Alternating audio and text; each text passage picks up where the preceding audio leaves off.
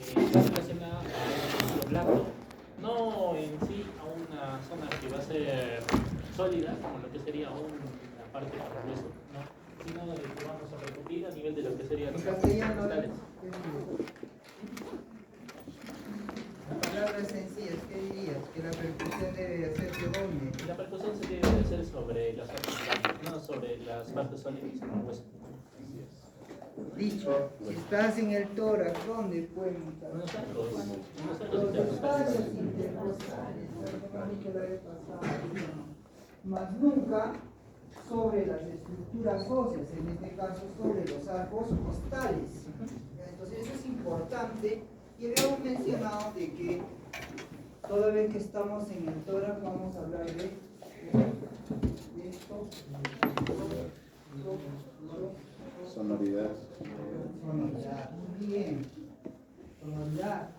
Y estamos en el abdomen, vamos a hablar de timpanismo, ¿no? El tórax es sonoro, el abdomen es timpánico, ¿está bien?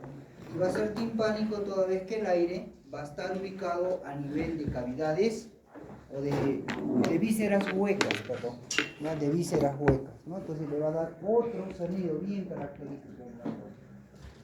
Continúa. Entonces, como el doctor estaba hablando, hay que utilizar esto lo del timpanismo ya. Pero hablando en sí de la hipersonoridad, vamos a ver de qué esto se va a presentar a nivel del pulmón cuando estamos hablando de neumotórax. ¿Por qué estamos hablando de hipersonoridad? Esto es porque de por sí cuando hay una enfermedad como el neumotórax van a aparecer pequeñas cavidades pues llenas de aire, sobre todo estas a veces pueden perforar el pulmón, pueden llegar hasta la pleura, haciendo de que se pueda escuchar pues más como si fuera una cavidad mucho más aireada. También se puede encontrar a nivel del asma, debido a de que en el asma va a haber una obstrucción de por sí del paso de los bronquios, debido a la secreción o a la inflamación de los mismos, que va a generar pues de que el aire se contenga dentro del pulmón, y esto pues va a hacer de que el pulmón se insufle, así generando pues mayor cantidad de aire. Luego tenemos la sonoridad, que la sonoridad ya pues va a ser lo normal que vamos a encontrar a nivel del pulmón. Sobre todo lo que debemos saber es que mayormente el área de sonoridad se encuentra a nivel de lo que es el ápice y parte de lo que sería el cuerpo hasta llegar en algunos casos a la zona basal. La zona basal a veces... Está cortado. Ah, no, eso. Así era el dibujo. ¿Ustedes qué opinan? La tuve que editar. Completemos lo que ¿Qué opinan? ¿Dónde está el número 4 acá abajo? ¿No? Y arriba el número son. Uno. Son uno. Son uno. Pero está cortado, pues. Supongo que el uno estará señalando pues, hacia las regiones apicales, ¿no? Sí, es de que... Está cortado. No, ¿Así está la imagen? ¿Creen ustedes? A ver, continúa. ya. Entonces tenemos también la zona de matidez, que como ya lo estaba hablando, esta va a estar relacionada con la zona hepática, que se puede dividir tanto en la matidez hepática misma o como en la submatidez. Que la submatidez, como ya estaba diciendo en la anterior clase, se va a encontrar a nivel de lo que es el quinto costal para abajo hasta llegar a la cinta, que está relacionado con un área en la que se puede percibir tanto parte del tejido pulmonar como parte del tejido hepático. Por eso es de que se le va a denominar como una submatidez. Que la submatidez pues va a ser una variación entre lo que es el sonido de sonoridad y la matidez. Y la matidez ya también está relacionado con procesos de consolidación o también con procesos más que todo de líquidos o acumulación de líquidos que pueden estar tanto dentro del pulmón como fuera del pulmón. Si estamos hablando pues dentro del pulmón a nivel de los alvéolos podemos hablar de una neumonía o un consolidado alveolar. Esto va a hacer pues de que el paso del aire no sea posible, lo cual va a generar pues solo que se genere el sonido del mate, ¿no? Que va a ser pues como un sonido duro, de poca intensidad y va a ser de poca duración. Y también vamos a tener... Van a revisar un poco sobre neumonía. ¿Qué pasa en el pulmón en un proceso neumónico? Hay fases. ¿Sí? ¿Han escuchado o no? Ah, sí lo han visto, ¿no es cierto? Seguramente que en respiratorio han hablado, ¿no? De ese tema, ¿no? No han hablado, pero alguna vez han escuchado, ¿no? ¿Ya? En imágenes. Un poco de imágenes, ¿no? Entonces, la tarea es que revisen, o sea, cuáles son esas fáciles, ¿no? En cuanto a la neumonía, porque la neumonía, por ejemplo, no en todo el proceso vas a escuchar crepitante. Algo ha de pasar, y no desde el inicio tú vas a encontrar matidez. ¿Ya? Desde el inicio no vas a encontrar, y tiene que ver mucho con las fases. Es el proceso neumónico. Entonces, y eso quiero que me revisen qué es lo que pasa y qué es lo que vamos a encontrar en cada una de estas fases como características. ¿Estamos? La tarea es para la próxima semana, voy a revisar. No, nunca revisa, doctor, no, esta vez sí voy a revisar. La persona que no me hace la tarea al lado, aquí va a tener un cero. El trabajo que se les está dando. ¿Ya? Entonces, ese cero se va a promediar con la nota de posición. Entonces, 0 más 12, 6. ¿Correcto? 0 más 20, Ya.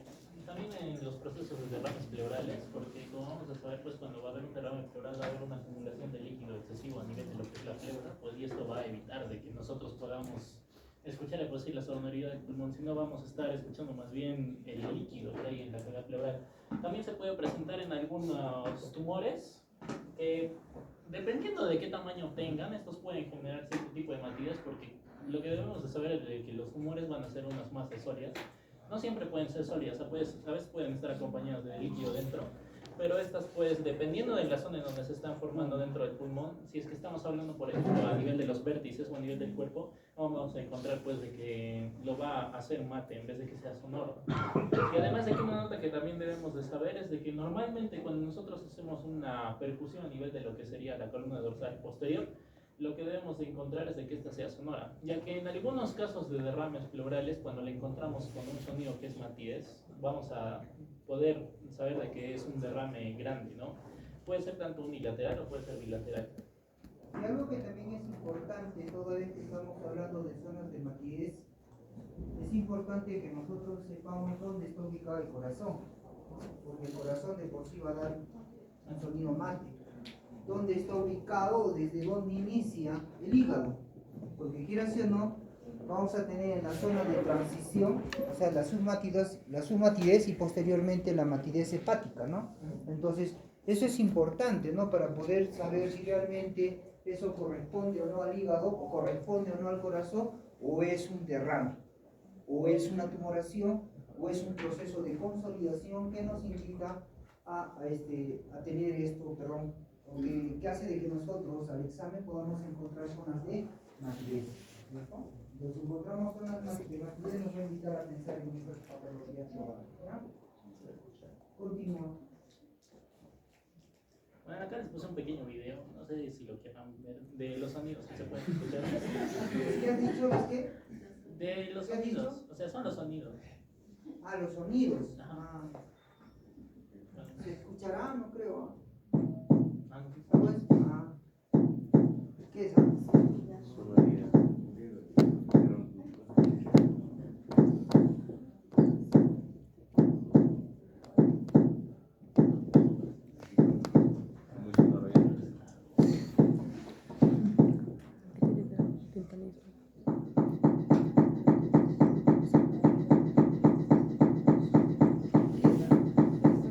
¿Qué está pasando? A ver, cuéntame. ¿Qué está pasando? ¿Qué estamos escuchando?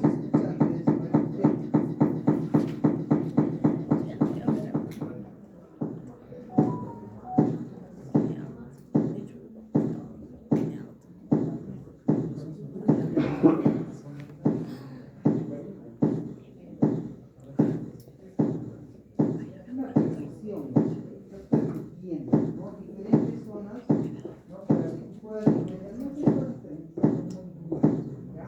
Es diferente cuando tú estás con un paciente y comienzas a percutir zonas de matidez, zonas de timpanismo, por ejemplo, ¿no? O de hipersonoridad o de sonoridad, ¿ya? Pues ahí está percutiendo muy rápido, ¿no? Mate, ¿no? Este es mate, ¿no? Duro.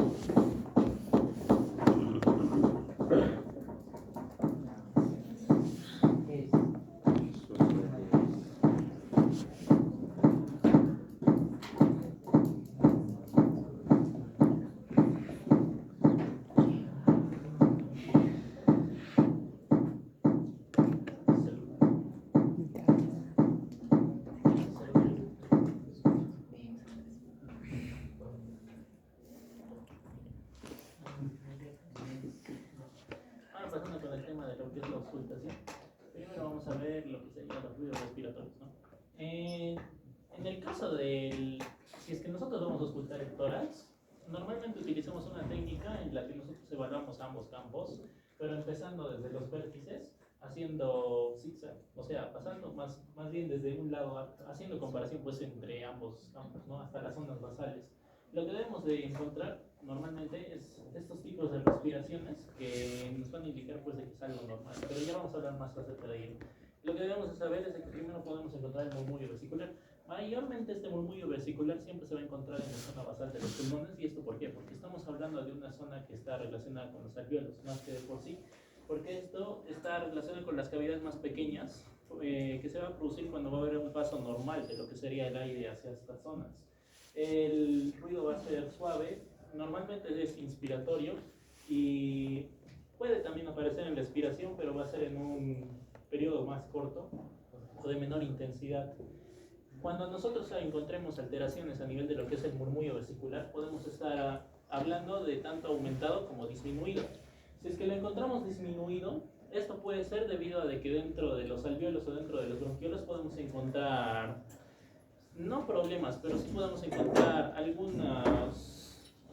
podemos encontrar un paso del aire que puede no estar ocurriendo de forma normal, sino que puede estar pasando, pero en muy poca cantidad.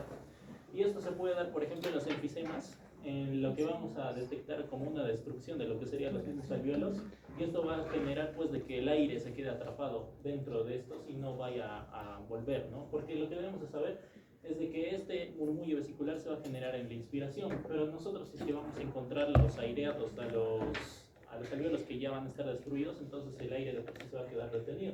En los derrames pleurales, debido a de que si es que son masivos, estos pueden generar pues en cierto punto un colapso del pulmón que puede hacer de que no podamos percibir bien los ruidos al momento de la inspiración porque el pulmón no se puede expandir del todo. Y si encontramos en la telectasia, debido a diferentes causas, lo que vamos a encontrar ya también es un colapso a nivel del pulmón, que esto va a hacer de que no pueda haber el paso del aire, ¿no? Al momento de inspirar. Que está chateando. ¿Qué es el índice?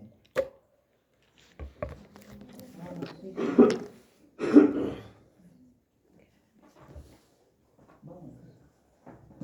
Está hablando justo de eso, ¿no? Murmullo vesicular disminuido. Y he explicado qué cosa es el murmullo vesicular, ¿no? Es un sonido que se produce por el pasaje de aire a nivel de los bronquiolos, ¿no? Incluido el alvéolo, ¿no? Y que se va a generar en las zonas periféricas del pulmón. Pero muchas veces esto que es normal, que siempre debe estar presente en el pulmón, en muchos casos va a estar disminuido o ausente. Y justo de eso está hablando, ¿cierto? Mientras tú te estás comunicando, ¿no? ¿Qué es el enfisema? Vamos a poner. ¿Qué es? ¿Qué es el enfisema? Vamos. Enfermedad crónica, progresiva. Pulmonar. Pulmonar. ¿Qué es el enfisema? Daña los ¿Qué alvéolos. ocurre en Daña el los enfisema? alvéolos. A ver, Diego quiere hablar. A ver, Daña vamos, los Diego, alvéolos. vamos. Diego Guaño, no el otro Diego. ¿Dónde está el otro Diego? No lo veo. ¿Campana? No está, ¿no? No ha venido, el calqueño. Ah, no ha venido. Compañero, no ha venido. Les doy permiso, seguro. ¿Ah? Vamos, Diego. ¿Qué nos puede decir del enfisema? No recuerdo. No.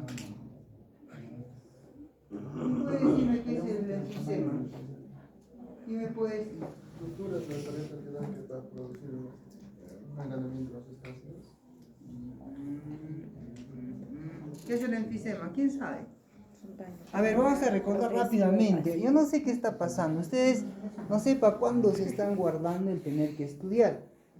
¿Ya? El examen está muy próximo. Y entre uno y otro va a ser muy cercano. Porque ya no falta nada para terminar el semestre. ¿Se han dado cuenta o no? El tiempo ha volado. Mañana ya es 1 de mayo. Ay, qué miedo.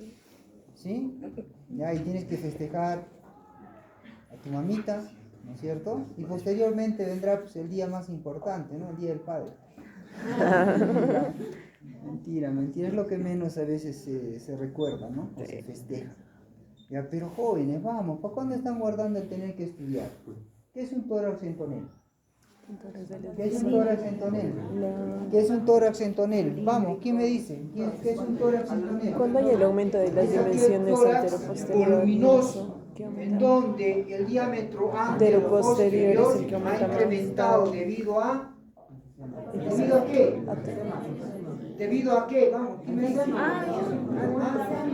Atrapamiento de aire. Va a haber un atrapamiento. Incluso les dije, la cantidad de aire que entra es la cantidad de aire que sale, ¿no? Y eso lógicamente se va a ir dando de poquito en poquito. No van a ser grandes cantidades que se atrapan en una sola, ¿no? Sino de poco en poco, ¿no? Se va instaurando ese atrapamiento de tal manera que el paciente va a adoptar un tórax redondeado. Normalmente es ovoideo, ¿sí o no? Sí. Entonces, un tórax redondeado, ¿por qué? Porque va a aumentar el diámetro anterior, posterior, y por lo tanto, tiene una disposición redondeada o en cilindro o en tonel. Entonces, y eso se va a dar gracias a ese atrapamiento de aire. Y justamente le está hablando de eso, ¿verdad? ¿Sí o no? Enfisema. Si yo tengo un paciente enfisematoso, es un paciente cuyo tórax ha atrapado aire, hay bastante aire, más de lo debido. ¿Y cómo va a ser el murmullo? Disminuido. A eso se está refiriendo. ¿Ya? Y si estamos frente a qué? Otro, habla de una atelectasia. Es un colapso, ¿ya? De un lóbulo o de una parte del pulmón, vamos a decir. ¿Claro? Entonces se colapsa esa parte y en estos casos, pues tú agarras y comienzas a auscultar y esperas de que en todo el pulmón puedas escuchar el murmullo vesicular, el pasaje de ese murmullo vesicular, pero lamentablemente en estas zonas que van a estar atelectasiadas está disminuido o ausente. Ahora, si yo tengo un derrame, entonces, pero muchas veces son derrames pequeños, ¿no es cierto? Y es lógico esperar de que también el murmullo vesicular esté disminuido, pero si es un gran derrame, entonces va a estar abolido, pues lógicamente, no va a pasar. ¿Por qué? Porque por la presencia de ese líquido el pulmón va a estar empujado, ya sea hacia arriba o hacia abajo, depende de dónde esté, pero generalmente el derrame siempre tiende a ubicarse en la parte inferior, ¿no? Entonces, ¿por qué? Porque normalmente la pleura es una cavidad, ¿no es cierto?, virtual, ¿no es cierto?, cuya presión es negativa, y esa cavidad pues la que se llena de líquido, y el líquido siempre tiende a ir hacia la parte más baja. ¿Está claro? Y ahí va subiendo, ¿no? Si también en las placas radiográficas, cuando más grande es el derrame, o sea, se va subiendo y hace una línea, la línea de, ¿cómo se llama? Esa línea de derrame. ¿Cómo se llama esa línea? El otro día lo mencionamos. Claro, mira, incluso están haciendo radiología y les han dicho, mira, esta es la famosa línea de derrame. ¿Cómo se llama esa línea? ¿Qué más? Sí, ok. ¿Qué signo es? ¿Ah?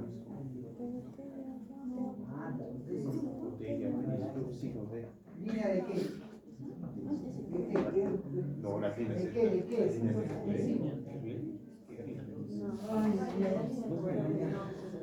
Lea.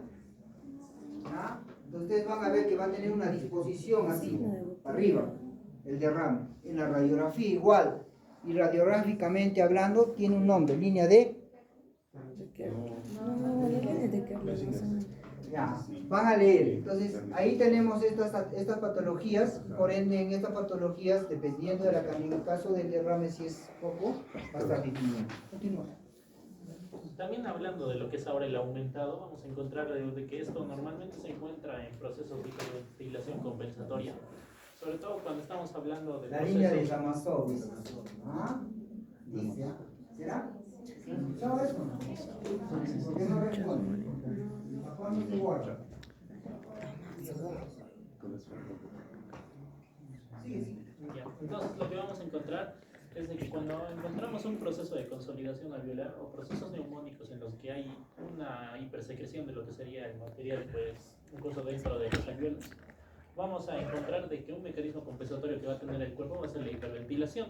Y esto debido a que por el simple hecho pues, de que hay líquido a nivel de los alvéolos, el aire no va a pasar, entonces el cuerpo va a tender a hiperventilar para poder hacer más, o sea, hacer una ventilación mejor en las zonas que no están consolidadas, que no tienen estos procesos.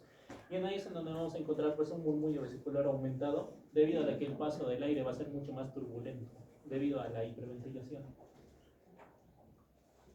Ahora entonces en lo que vamos a encontrar dentro de lo que serían los tipos de respiración normales, vamos a encontrar dos, tanto la laringotraqueal como la broncovesicular. La laringotraqueal va a ser aquella que se va a encontrar más que todo en la zona anterior a nivel de lo que sería el triángulo anterior del cuello. De por sí vamos a encontrarlo de que esta va a ser una respiración de por sí algo más bronquial, porque se va a encontrar en la tráquea o en las zonas o sea, las zonas que están más hacia arriba, no tanto dentro de lo que serían los bronquios primarios y secundarios, sino más dentro de lo que es la tráquea hasta la caída. O también puede ser parte de lo que es la misma nariz. Vamos a encontrar que esta va a ser una inspiración y una expiración que van a ser muy similares. O sea, al momento de nosotros auscultarlo, vamos a encontrar que sus ruidos van a ser muy similares. Su expiración va a ser un poco más prolongada y va a tener un carácter de tipo tubular. Tubular porque estamos hablando pues de una cavidad por donde va a ser de un calibre mucho más disminuido, pero el aire va a pasar pues con turbulencia, entonces va a generar un sonido como si estaríamos soplando dentro de un... sino va a ser como si estaríamos soplando pues dentro de un tubo, ¿no? Y cuando encontramos patologías a nivel de esta zona, se relaciona más que todo con consolidaciones pulmonares como la neumonía lobar, más que todo, o también puede ser en procesos asmáticos, me olvidé de ponerlo ahí, en lo que vamos a encontrar pues de que va a estar normalmente disminuido debido a pues a que el paso del aire va a ser mucho menor, o puede estar aumentado si es que va a haber una inspiración mucho más forzada. En lo que sería la respiración broncovesicular, esta mayormente la vamos a escuchar en la parte posterior, y esta va a estar relacionada con el murmullo vesicular, y tanto como la respiración bronquial, esto va a ser una inspiración y expiración de una intensidad similar al igual que la anterior. Esto se va a auscultar mayormente en lo que sería la zona interescapulovertebral, que en el gráfico lo podríamos ver más o menos acá. O sea, entre la escápula, entre la vértebra, y ya pues, en las proximaciones más que todo del manubrio sternal, también, si es que hablamos de la zona anterior. Entonces, en la patología vamos a encontrar que esto se puede detectar como una consolidación parcial o de procesos inflamatorios, al igual que el anterior. Lo vamos a ver tanto disminuido o puede ser aumentado dependiendo de si hay mecanismo compensatorio o no. Ahora, en lo que serían los ruidos agregados, vamos a encontrar los estertores, que ya no se los llama así, ahora los conocemos más como crépitos, que más bien los crépitos se van a generar por una apertura de lo que serían los alvéolos cuando estos se encuentran colapsados o cuando se encuentran consolidados. Entonces, ¿qué es lo que va a generar el crépito? Lo que vamos a saber del crépito es de que nosotros al momento de encontrar un alvéolo que está lleno de líquido, en el momento en el que nosotros estamos inspirando, porque mayormente estos aparecen en la inspiración, no aparecen tanto en la expiración. Estos mayormente al ser inspiratorios, lo que va a producir es de que el ruido se va a generar debido a que va a haber como un burbujeo. O sea, como que las moléculas del aire van a chocar con las moléculas del agua y van a producir como ese burbujeo, como si estaríamos soplando dentro de una botella de agua. Y en ahí es en donde se van a generar los crépitos, que también los consideran como roce de cabello, o tienen un sonido parecido al roce de cabello, que pueden ser tanto finos como gruesos. Esto dependiendo de la vía en donde se encuentran, porque nosotros normalmente vamos a encontrar los crépitos finos cuando nos encontramos en las zonas más basales, que se pueden auscultar normalmente cuando hablamos de una fibrosis pulmonar o un edema agudo del pulmón, porque estamos hablando pues de las zonas alveolares netamente, pero podemos encontrarlos de forma más gruesa, o sea, pueden ser un poco de mayor intensidad cuando estamos hablando de zonas que ya están relacionadas con las cavidades bronquiales, no de por sí las cavidades bronquiales como tal, sino en las partes broncoalveolares de por sí, porque en ahí podría sentarse procesos neumónicos o podría haber una obstrucción parcial de lo que serían los bronquiolos. Y ya también, si es que encontramos la sibilancia.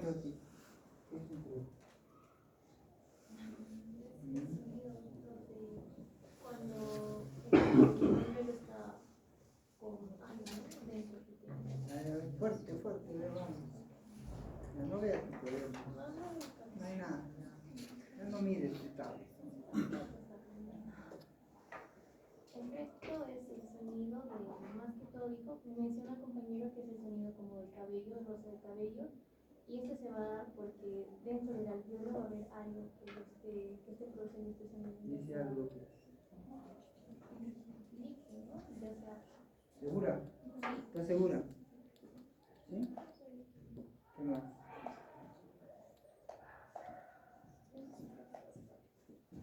Ese es decrépito, así de fácil. ¿Y en qué tiempo se ausculta? ¿En qué tiempo respiratorio tú lo vas a auscultar? En la expiración. Interesante. A ver usted, ¿cuál es tu nombre? Sofía. Sofía. Ya, Sofía, a ver, vamos. ¿Qué es un crepitante? Es este sonido como brujeo, como de roce de cabello que hay en los alveolos, justo por eso que menciona que es la presencia de líquido dentro de los alveolos. ¿Qué más? ¿Y se ausculta? ¿En qué tiempo En la respiratorio? inspiración. ¿Segura? ¿Segura, segura? ¿Y por qué? Bueno, más que nada por la apertura de los alveolos, que aperturó el movimiento del alveolo. ¿Segura? Sí, hasta donde te refieres. Hasta donde tienes entendido. ¿Tú qué opinas? Nori. Nori. ¿Qué es un crepitante? ¿Estás de acuerdo con ella? Sí. ¿Segura? ¿Tú? ¿También? ¿Tú también? Ya miren, un crepitante es un ruido patológico, ¿no? Considerado dentro de lo que son crepitantes, dentro de lo que son estertores húmedos, ¿no? Húmedos. Entonces el crepitante, este sonido patológico se va a dar, ¿por qué? Mire, ya dice, miren, se generan por la apertura de los alveolos que van a estar colapsados, pero estos alveolos tienen que tener en su interior un contenido, que puede ser líquido o puede ser pus. ¿Entienden? Que puede ser líquido o puede ser pus. Y toda vez que una persona inspira, entonces vamos a hacer de cuenta que este es el alveolo y este es el bronquiolo. Entonces el paciente inspira y el aire ingresa, pero que el alveolo está así colapsado, ¿no es cierto?, lleno de líquido, entonces agarra, entra el aire y despega, ¿no? Entonces el alveolo se abre, vamos a decirlo así. Entonces despegan las paredes y ese despego y ese choque de líquido, el pus contra las paredes, va a generar un ruido patológico, pero que solamente se va a auscultar en inspiración, solo en inspiración, ¿no? Es diferente cuando la secreción está localizada en el bronquiolo, ¿ya? En el bronquiolo.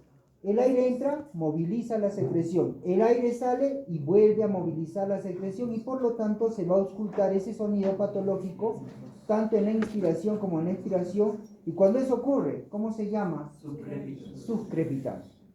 ¿Está claro? Entonces, en otras palabras, un crepitante es sinónimo de patología alveolar y un subcrepitante es sinónimo de patología bronquial. ¿Entiendes? Claro que también van a hablar seguramente más adelante de roncos, ¿ya? Pero esto quiero que ustedes entiendan. Entonces, un subcrepitante se ausculta tanto en inspiración como en expiración. Una forma de recordar, para nunca olvidarse, siempre las mnemotecnias, les digo, ¿no? Pongan en juego. ¿Cuál tiene más letras? ¿Crépito o subcrépito? Subcrépito. ¿Ah? Subcrépito tiene más letras y por lo tanto es en ambos tiempos. Y el otro, crépito, tiene menos letras, pero en un solo tiempo, que es el inspiratorio. ¿Está claro? ¿Ya? Entonces, así como hay estertores húmedos, también hay estertores secos.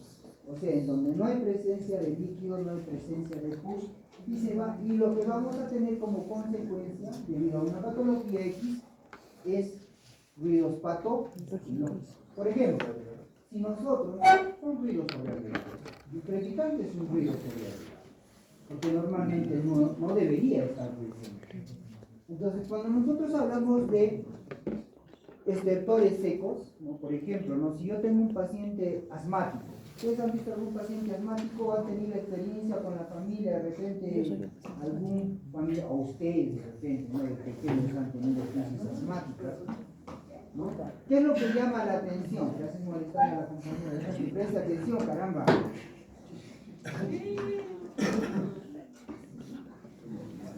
¿Qué es lo que llama la atención en un paciente asmático? Es ese sonido característico, ¿no? La presencia de sibilantes. Muchas veces puede ser audible a 1 kilómetro de distancia, para exagerar, o de repente vas a tener que hacer uso de un estetoscopio. Entonces, muchos sibilantes son audibles, o sea, tú agarras, entras a un área de hospitalización y el paciente está que le silba, ¿no? Y tiene dificultad respiratoria, entonces está silbando ese pecho, o muchas veces de manera continua, pues, ¿no? O muchas veces tú agarras y el paciente está disneico, ¿no? Agarras y lo auscultas y el tórax está lleno de secreciones y hay presencia de sibilante, está silbando ese pecho, ¿no? En ambos pulmones. Entonces, ¿qué es lo que ha pasado en ese paciente? Lo que ha pasado es de que, como fenómeno fisiopatológico, ha existido una broncoconstricción, ¿está bien? Y a eso se le llama hiperreactividad bronquial, que va a generar una broncoconstricción generalizada que va a impedir el pasaje adecuado de aire del exterior al interior, ¿está bien? ¿Y la hematosis será la adecuada? No, pues, porque no solamente es la estrechez del bronquio, del bronquiólogo, producto de esta broncoconstricción, ¿no? Sino que también dentro de esa patología lo que se va a producir es moco. Entonces, aparte de lo que reduce el diámetro, se produce moco, y el moco ocupa pues el lumen de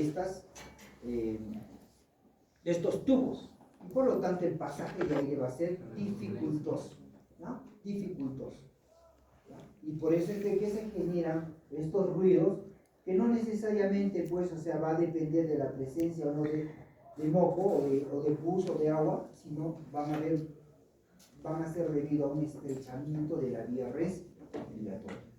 Entonces, generalmente, va a hablar seguramente de sibilantes ahora, son los famosos estertores secos, y estos sibilantes pues tienen una característica, de ser principalmente, a ver, Silva, ¿sabes silbar? No sabes silbar, nunca silbaba a un amigo o una amiga. A ver, Silva, ¿a dónde silbas? Vamos, nada, silba, para afuera, ¿sí o no? Esa es otra mnemotecnia. Mira, yo silbo afuera, ¿no es cierto? Entonces, es expiratorio. ¿Ya? El sibilante es expiratorio. Pueden haber, en la literatura ustedes van a encontrar sibilantes inspiratorios. Entonces, ¿y cómo es eso? Si el doctor me acaba de decir de que es expiratorio, sí. Pero se puede romper la regla, pues, ¿no? Y generalmente tú vas a ocultar sibilantes inspiratorios toda vez que estés frente a la presencia de un cuerpo extraño en vía respiratoria. ¿Ya? Si a ti te dan un casito y te hablan de un paciente que tiene como antecedente el probablemente haberse ingerido una canica y es un niño pequeño, ten por seguro de que ese niño va a presentar sibilantes inspiratorios. Lo normal cuando silbas es para afuera. Lo anormal va adentro, inspiratorio. Generalmente eso anormal se debe a presencia de cuerpo extraño en la vía respiratoria. En los niños es muy frecuente esto. ¿Por qué? Porque los niños tienden a llevarse todas las cosas a la boca, ¿no? Y a veces vas a encontrar hasta monedas, o a veces hasta un frijol, ¿no? Que al inicio de repente pudo no haber estado causando problema alguno de carácter obstructivo en la vía respiratoria. Pero ¿qué pasa con el frijol? ¿Qué pasa con el frijol? Se hincha. Entonces, el frijol, debido a que va a estar en un medio húmedo, va a sufrir un proceso que se llama imbibición. Así se llama el proceso. ¿Ya? Entonces, ¿qué te digo? Eso que ella manifiesta, se ha hinchado, o sea, ha jalado líquido y se ha comenzado a hinchar. Entonces, de lo que era asícito, ahora es así. Y va a condicionar un cuadro obstructivo respiratorio, lógicamente, pues, ¿no? ¿Qué cosa tendrá que hacer? Sacar o operar a ese niño sí que debe tener esa sensible para poder lograr extraer ese cuerpo extraño. En esos casos, muchas veces podemos tener, o sea, si el frijol crece tanto, podemos tener incluso la obstrucción total de la vía y colapso pulmonar. ¿Sí? O sea, se atelectasia, ¿no? Un lóbulo muchas veces, porque estamos hablando de pacientes pequeños, ¿no? Entonces, si esos pacientes pues van a cruzar con un cuadro de dificultad respiratoria muy severo, ¿se puede morir? ¿Sí? Se puede morir, se pueden morir. ¿Ya? Entonces, vamos. Entonces, así como el doctor ya estaba hablando, a nivel de lo que sería la sibilancia, lo que debemos saber es de que esto, como ya dijo, son los estertores secos.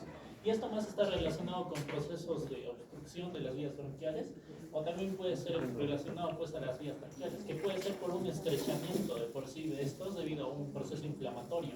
Se puede encontrar a nivel de lo que es el asma, el EPOC o el broncoespasmo, que van a ser enfermedades que en algún momento van a generar secreción, pero de por sí estamos hablando de una auscultación a nivel de expiración. ¿Por qué? Al momento de nosotros expirar estamos botando el aire, pero como el paso del aire va a ser menor debido a que el calibre pues va a disminuir, y ahí es en donde se va a generar este ruido que va a ser de una tonalidad muy aguda, similar a un silbido. ¿Viste? Porque le dicen sibilancias, que a veces se pueden escuchar a distancia o a veces pueden ser escuchados ya de forma más cercana. Y ya también tenemos los roncos, que estos, a diferencia de los anteriores, es de que en estos sí se va a presentar secreción netamente a nivel de lo que serían las vías aéreas altas, no de las bajas, porque si estaríamos hablando de las bajas tendríamos pues de las anteriores. Entonces, si estamos hablando de las vías aéreas altas, a partir de lo que sería la carina o de los bronquios principales hasta arriba, vamos a encontrar